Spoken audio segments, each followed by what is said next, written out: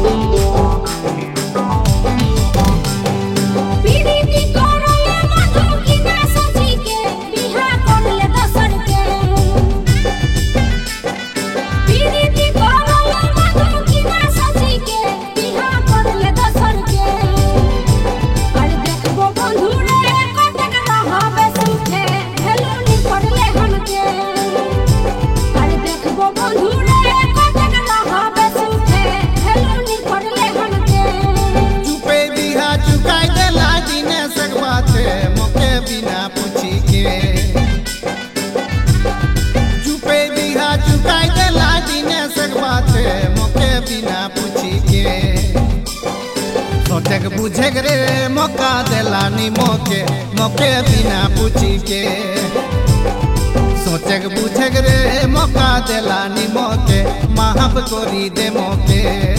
देखबो बंधु रे कतक रहबे सुखे हेलमनी करले हमके भुलाई देबे रे हमर भालोबासा के माफ करी दे मोके।